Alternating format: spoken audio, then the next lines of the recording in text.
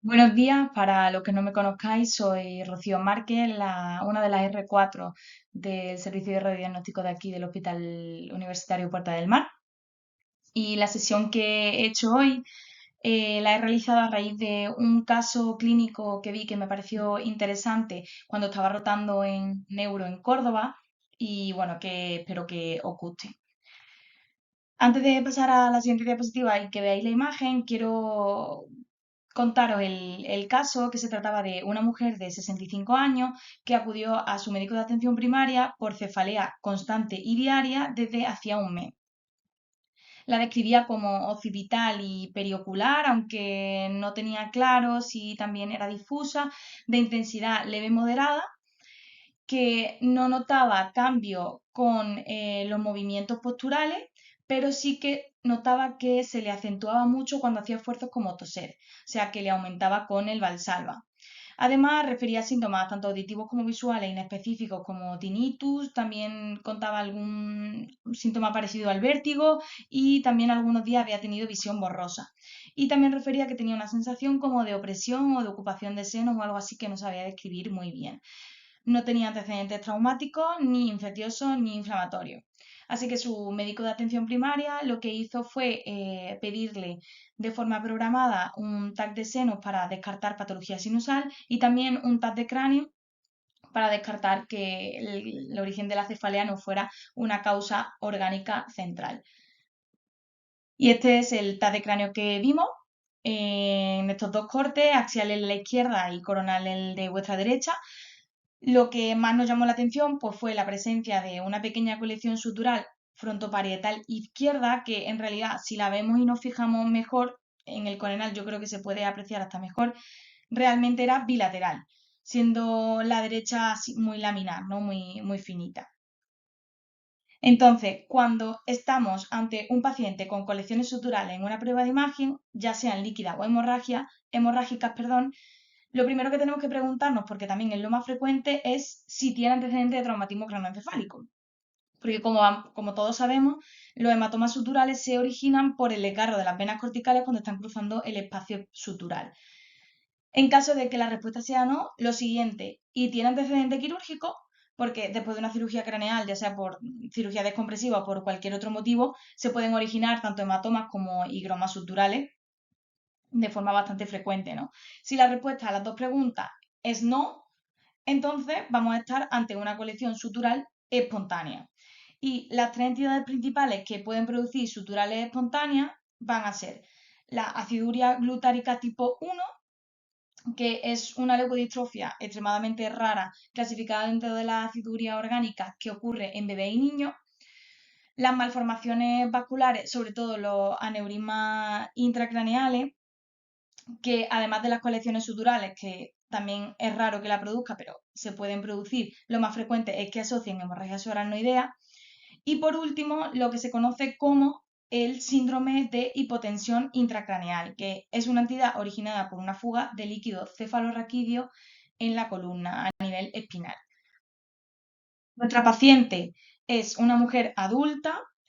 que no tenía antecedentes traumáticos ni quirúrgicos, que presentaba cefalea de un mes de evolución de intensidad leve moderada, acompañada de síntomas visuales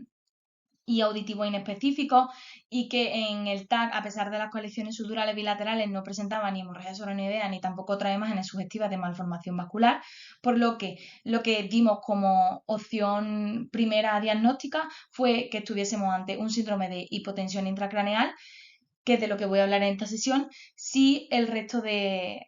pruebas complementarias y el contexto clínico lo apoyaba. Entonces, el síndrome de hipotensión intracraneal es una entidad clínica poco frecuente, se da en una persona de cada 50.000,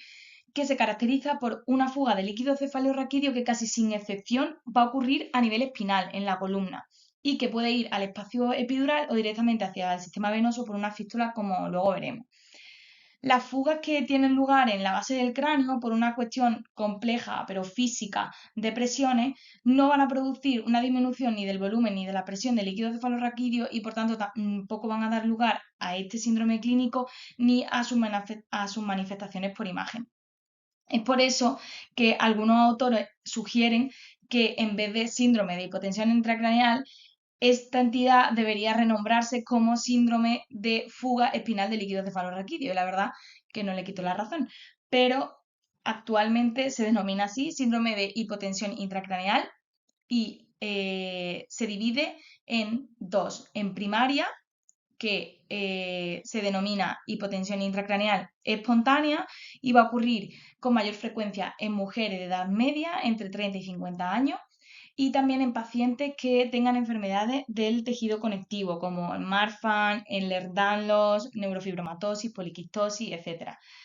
O bien puede ser secundaria, que como su nombre indica, pues va a ser secundaria a algo, ya sea cirugías de columna, punciones lumbares previas, traumatismo, o bien por una derivación excesiva del líquido cefalorraquídeo. Para entender bien la fisiopatología y las causas que pueden originar la hipotensión intracraneal espontánea o primaria, he querido primero poner esta diapositiva para que recordemos un poco la anatomía de las meninges a nivel espinal. De dentro hacia afuera estaría la pía madre, que es la línea roja y la vemos envolviendo la médula. Después está la aracnoides, que es la capa en color azul, existiendo un espacio entre estas dos, que es el espacio subaracnoideo, que es donde va a circular el líquido cefalorraquídeo a nivel espinal. Inmediatamente por fuera del aracnoide va a estar la dura madre, que es esta que estoy dibujando con la línea amarilla, y entre ellas, entre la dura madre y la aracnoide, se va a encontrar el espacio sutural, que todos sabemos que es un espacio virtual que no va a tener contenido en condiciones normales, salvo que haya patología. Y luego ya por fuera de la dura madre, entre esta y el periósteo vertebral, se encuentra el espacio epidural, que normalmente va a encontrarse tejido adiposo y tejido conectivo laxo. Entonces, la fuga espontánea de líquido cefalorraquídeo está reconocida que puede ocurrir a nivel espinal por tres mecanismos, por tres causas diferentes que van a hacer que se clasifique en tres tipos diferentes, ¿no? La fuga tipo 1 se va a producir por un desgarro dural que va a estar provocado por un ochofito o un microespolón discal calcificado que va a protruir hacia el canal medular y va a desgarrar la dura madre. Este desgarro va a poder ser ventral o lateral, aunque son más frecuentes los ventrales, y se da con mayor frecuencia en la columna torácica superior. Y se va a producir una fuga de líquido cefalorraquídeo que se conoce como de alto flujo, que va a provocar también por el lugar donde ocurre que se forme una colección epidural. Es decir, en este tipo de fuga sí que vamos a ver colecciones epidurales. Luego está el tipo 2, que va a producirse por un divertículo meningio, que a través de un defecto en la vaina de la raíz nerviosa por una debilidad de la dura, se va a formar un divertículo que va a tener alto riesgo de romperse y provocar así la fuga de líquido cefalorraquídeo. De hecho, es así como la mayoría de este tipo fuga con rotura. Sin embargo, no es necesario que el divertículo se rompa para ocasionar la fuga, porque también se puede producir salida de líquido cefalorraquídeo por difusión transmembrana, ¿no? Y la localización de este tipo de fuga, como vemos en la imagen, va a ser lateral, más frecuente también en la columna torácica, pero esta vez inferior, y también va a ser más frecuente que se dé en los pacientes de enfermedades de tejido conectivo este tipo de fuga, la tipo 2. Y luego, según la localización en la raíz nerviosa que se produzca más proximal o más distal, pues se va a formar o no colección epidural, ¿no? Hay que tener cuidado porque este tipo de fuga, el divertículo meningio en sí, puede simular un quiste perineural. Por eso es imprescindible un contexto clínico adecuado, y también un poco para diferenciarlo, pues el divertículo sí que suele tener una base un poco más ancha. Y ya el tipo 3, que se va a producir por una fístula de líquido cefalorraquídeo con una vena de drenaje paraespinal, que suele estar también asociado en un 80% de los casos a un divertículo meningio. Va a ser también más frecuente en la columna torácica, y este subtipo no va a producir colección epidural, porque a pesar de que el tipo de fuga de líquido cefalorraquídeo es también de alto flujo como el primer tipo, la fuga se va a realizar directamente a la circulación venosa, por lo que no va a provocar la colección. Y luego hay algunos sitios que hablan de un subtipo 4, que es bastante raro, y que sería cuando se produce la fuga en la vaina de la raíz nerviosa, pero a nivel distal, por una ausencia focal congénita de la dura madre. ¿Qué clínica va a dar este síndrome? Pues lo principal y lo más característico es la cefalea ortostática, que es una cefalea posicional que comienza o se agrava cuando los pacientes cambian de posición de tumbado a sentado o de pie y que vuelve a ceder o mejora en unos 15-30 minutos cuando se vuelven a recostar. Suele tener un inicio abrupto, o sea, un día empiezan con la cefalea y ya la presentan a diario y empeoran, como ya he dicho, con los cambios posicionales o bien con maniobras de Valsalva como le pasaba a la paciente de nuestro caso clínico. Sin embargo, puede que algunos pacientes no relacionen la cefalea con la postura. La intensidad normalmente es leve moderada, pero puede ser variable. Y es frecuente también que se quejen que la cefalea predomina o empeora en la segunda parte del día. Pero bueno, puede que ninguna de estas características esté presente y simplemente sea una cefalea inespecífica. Pero cuando se produce la cefalea típica, lo normal es que además esté acompañado de otros síntomas como náuseas o vómitos, dolor y rigidez cervical y también pueden presentar alteraciones visuales y auditivas y parestesia en las extremidades. Y luego hay una presentación clínica que es bastante rara, pero muy grave, que es lo que se conoce como frontotemporal brain sagging syndrome o síndrome de hundimiento o flacidez cerebral, que va a cursar con demencia rápidamente progresiva de estos pacientes, con alteraciones de la conducta, ataxia y pueden llegar a entrar en coma e incluso fallecer. Para poder diagnosticar esta patología, al ser tan poco frecuente, en parte porque no se conoce y por ello se infradiagnostica, la Sociedad Internacional de Cefaleas ha elaborado una clasificación con unos criterios que os he dejado aquí. Esta en concreto es la última, que es la tercera edición, que resumiendo los 3 criterios necesarios para el diagnóstico del síndrome de hipotensión intracraneal van a ser: 1, que exista cefalea y que esta cefalea haya aparecido asociada en el tiempo con una demostración de presión baja de líquido cefalorraquídeo o directamente a fuga de líquido cefalorraquídeo, o bien que la cefalea haya llevado al descubrimiento de la fuga. 2, que se demuestre una presión de salida de líquido cefalorraquídeo baja, por debajo de 6, y o que haya hallazgos en imagen intracraneales o espinales sugestivos de fuga de líquido cefalorraquídeo. Y por último, que se haya excluido cualquier otro diagnóstico. Y van a ser los hallazgos en imagen, tanto intracraneales como espinales, lo que nos van a interesar a nosotros. En esta sesión yo me voy a centrar fundamentalmente en los intracraneales porque es lo que quería que repasáramos bien, y los espinales sí que los voy a nombrar, pero un poco más por encima. En cuanto a los hallazgos intracraneales, la técnica de imagen de elección que hay que realizar ante la sospecha de síndrome de hipotensión intracraneal va a ser la resonancia magnética con contraste intravenoso. El TAC simple sin contraste de cráneo no es la técnica que se recomienda, pero muchas veces va a ser la primera que se le va a realizar a estos pacientes, pues como despistaje de cefalea. Y bueno, también en él vamos a poder ver algunos hallazgos típicos, aunque muchísimo menos que en la resonancia con contraste. Aquí simplemente os he dejado la secuencia de resonancia, tanto craneal como espinal, que recomienda hacer un artículo que me ha parecido muy bueno y que además es súper reciente, que es de primeros de este año, para que, bueno, tengáis la tabla por si la queréis consultar en algún momento. Y ya antes de entrar de lleno en los hallazgos intracraneales en sí, he querido poner esta diapositiva porque para entenderlos y no tener que memorizarlos como un papagayo, pues simplemente tenemos que recordar la teoría de Monroe-Kelly, que dice que tras el cierre de las suturas y fontanelas, el cráneo se va a convertir en una estructura inextensible que mantiene su volumen constante independientemente de su contenido. Entonces, según esta misma teoría, en condiciones normales, el contenido intracraneal se va a dividir en 3 compartimentos. El parénquima cerebral, que va a suponer entre un 80 y un 85% del contenido, el líquido cefalorraquídeo, que supone aproximadamente un 10%, y el restante, un 5 o un 10%, va a ser la sangre. Cuando debido a algún insulto alguno de los compartimentos aumenta, los otros, de forma compensatoria para mantener el volumen total constante, van a disminuir. Y de la misma forma, en este caso al revés, cuando uno de los compartimentos disminuye, el resto tendrá que compensar agrandándose. En el síndrome de hipotensión intracraneal se va a producir una fuga de líquido cefalorraquídeo y por consiguiente una disminución del volumen del líquido cefalorraquídeo general y por tanto también intracraneal, por lo que para compensar los otros 2 compartimentos, la sangre y el parénquima cerebral, deberán agrandarse. Sin embargo, sabemos que el cerebro tiene una distensibilidad muy baja, por lo que la compensación del volumen para que esté constante la va a realizar fundamentalmente el compartimento vascular, que va a aumentar notablemente y va a dar lugar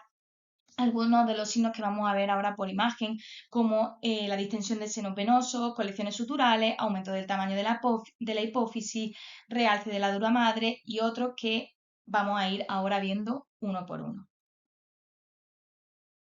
El primer signo que vamos a ver es la distensión de senos venosos, que es también el más lógico, según lo que acabamos de ver, de la teoría de Monroe-Kelly, y además es el signo más sensible y específico de hipotensión intracraneal.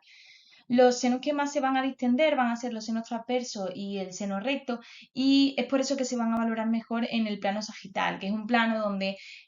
permite ver la porción media del seno transverso dominante o bien la tórcula, ¿no? Que es donde confluyen varios senos. Lo normal, que está señalado con la flecha verde, es que los márgenes de estos senos sean cóncavos o bien rectos. Sin embargo, en el síndrome de hipotensión intracraneal, debido a la distensión tan marcada de estos senos, los márgenes se vuelven convexos, como está señalado en rojo. E incluso puede haber trombosis de los mismos.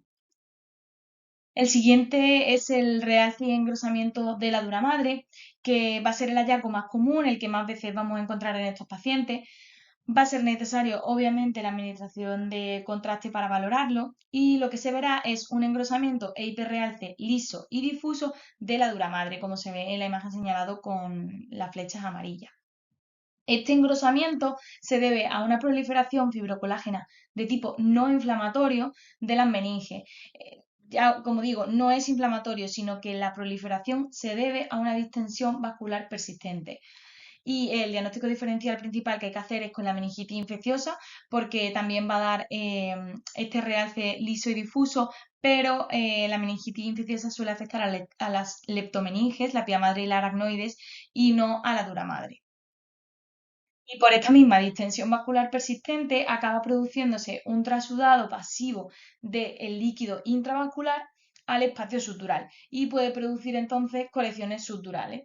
que aunque no son tan frecuentes, cuando se desarrollan suelen ser frontoparietales y la mayoría de veces bilaterales. Y su contenido va a poder ser tanto líquido simple como hemorrágico. Y este es uno de los signos que sí que se pueden ver en el TAC, como hemos visto en la mujer de nuestro caso clínico al principio. Los hallazgos en relación a la disminución del volumen de líquido cefalorraquídeo van a ser la disminución del tamaño ventricular y de los surcos cerebrales, anormal para la edad, como se ve en la imagen, que de hecho es el TAC de la mujer de nuestro caso. Se ven unos surcos cerebrales y un sistema ventricular de un tamaño muy pequeño para lo que le correspondería a esta mujer con 65 años. Y el parénquima cerebral, por consiguiente, también anormal para la edad de la paciente, pues como de aspecto congestivo. Y luego también se puede ver una disminución de líquido cefalorraquídeo dentro de la vaina de los nervios ópticos. Y esto va a estar directamente relacionado con un descenso del cerebro, ya que la pérdida de líquido cefalorraquídeo va a hacer que el cerebro pierda flotabilidad dentro del cráneo y, ayudado por la acción de la gravedad, pues va a caer, va a descender. Dejamos marcada en la imagen algunas estructuras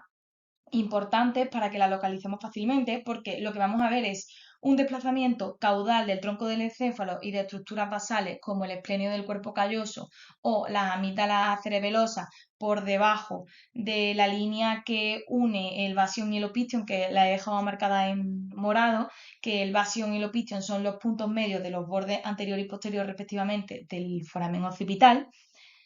También vamos a poder ver un aplanamiento o incluso descenso del suelo del tercer ventrículo y un descenso también de los cuerpos mamilares, que va a provocar que la distancia mamilopontina vertical también disminuya, que es la que he dejado reflejada aquí con la flecha roja.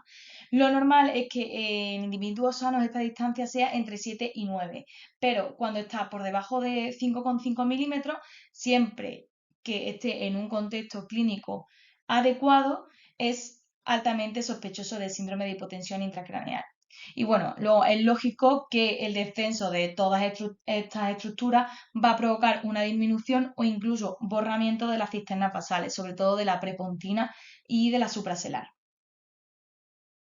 Existen además otras dos mediciones, aparte de la distancia mamilopontina, que son dos ángulos que se pueden calcular y si están disminuidos son altamente sospechosos de síndrome de hipotensión intracraneal. Y son el ángulo pontomesencefálico, que se forma al trazar dos líneas que van a pasar por el margen anterior del mesencéfalo y el margen anterior superior de la protuberancia, pues el ángulo que forman entre ellos, que se ve reflejado en rojo en la imagen. Lo normal es que sea aproximadamente de 65 grados más o menos 10 grados y cuando está por debajo de 50 grados es altamente sugestivo de síndrome de hipotensión intracraneal. Aquí tenemos un ejemplo de esto. Estas son imágenes sacadas de la literatura. A la izquierda,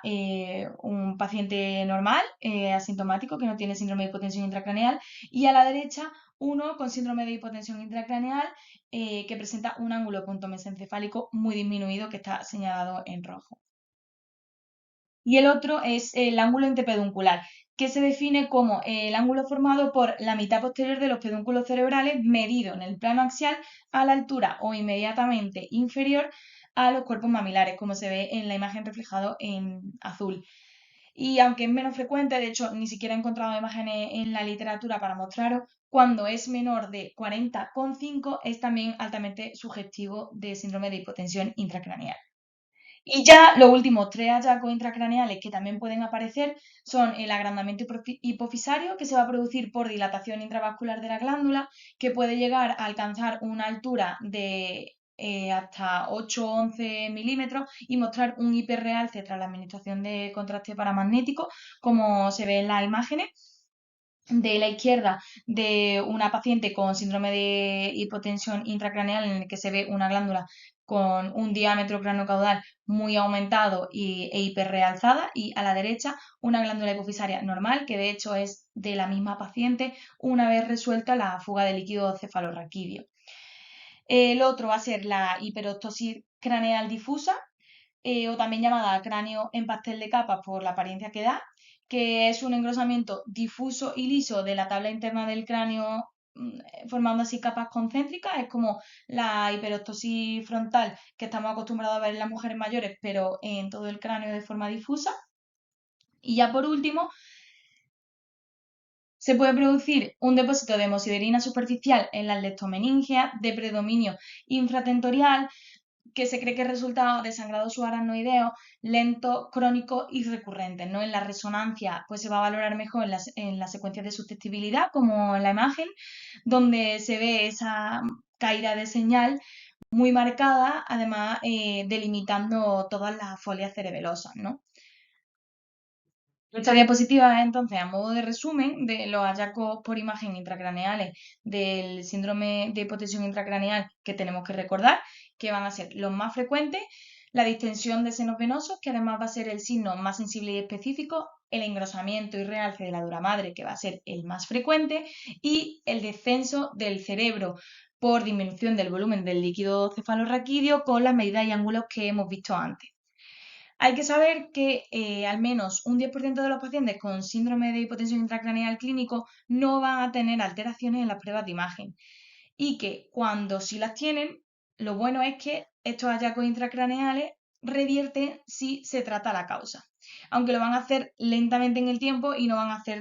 no van a revertir todo a la vez. Por ejemplo, la disminución del tamaño de la hipófisis va a ocurrir antes que la desaparición del realce paquimeningio. Y de los hallazgos por imágenes espinales, como dije, simplemente unas pinceladas. Aunque no me vaya a centrar en esta sesión en ellos para que no sea interminable, hay que saber que las imágenes de columna vertebral en estos pacientes van a jugar un papel clave porque van a servir para demostrar la fuga del líquido cefalorraquídeo, y esto va a contribuir doblemente tanto al diagnóstico de los pacientes como a la orientación para el tratamiento de los mismos. La resonancia magnética espinal sin contraste va a ser útil para valorar sobre todo si hay colecciones epidurales o no, siendo el T2 la secuencia más útil para verla, pero va a tener sus limitaciones porque puede que no vea claramente el sitio de fuga aunque lo haya, y además no permite visualizar las fugas que se producen por fístula venosa. Va a ser el Mielotac de columna el gol estándar para el diagnóstico definitivo de estos pacientes, porque va a ser capaz de detectar prácticamente todas las fugas de alto flujo detecta la mayoría de fugas de bajo flujo y puede que también llegue a ver las fístulas, aunque sean más difíciles de ver.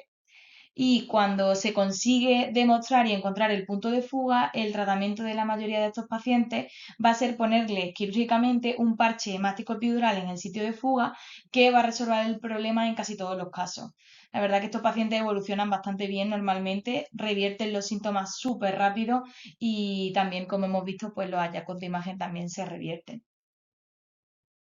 Volviendo a nuestra paciente, vuelvo a poner las imágenes del TAC inicial donde se veían las colecciones suturales frontoparietales bilaterales mayores en el lado izquierdo, así como un tamaño de los ventrículos de los surcos muy pequeños para su edad. Se sugirió, como ya he dicho al principio, si la clínica era compatible, que podíamos estar ante un síndrome de hipotensión intracraneal y se recomendó realizar una resonancia magnética preferente, que se hizo a los 6 días. En la resonancia magnética se volvieron a ver pues, las dos colecciones suturales que se ven muy bien en estas imágenes, tanto en el T2 en la izquierda como en la secuencia FLAIR a la derecha, señaladas con la flecha amarilla. También se apreciaba una distensión de la tórcula y de uno de los senos transversos, que como vemos en la imagen de la izquierda, tenía borde convexo en vez de cóncavo o recto, como sería lo normal. Y en la imagen de la derecha, la glándula hipofisaria también se apreciaba aumentada de tamaño, que aunque no era excesivo, sí era llamativo para la edad. Una mujer con 65 años no debería tener una glándula hipofisaria de altura de 8,3. Además, también tenía un descenso de las estructuras troncoencefálicas y un borramiento de las cisternas basales, sobre todo de la prepontina y de la supraselar, que como vemos en la imagen está completamente borrada y se ve muy bien en esta secuencia T1. Y como consecuencia de ello, pues también estaban disminuidos tanto la distancia mamilopontina, que la vemos señalada ahí en la imagen, que tenía 2,5 milímetros y que si recordamos, si estaba por debajo de 5,5 ya era altamente sugestiva de síndrome de hipotensión intracraneal. Y también tenía disminuido el ángulo pontomesencefálico, ¿no? Que estaba en 24,5, 25, que si recordamos es patológico y muy sugestivo de síndrome de hipotensión intracraneal si es menor de 50 grados. Y luego, tras la administración de contraste, se veía que quizá yo creo que era lo más llamativo de todo, ¿no? Un realce y un engrosamiento difuso y liso de toda la dura madre, haciendo que todo ello pues, confirmara el diagnóstico de sospecha de síndrome de hipotensión intracraneal. Para intentar localizar por dónde estaba fugando el líquido cefalorraquídeo en esta paciente, se le hizo un mielotac que confirmó una fuga de líquido cefalorraquídeo espontánea en el espacio discal T10-T11, que está señalado también con la flecha amarilla.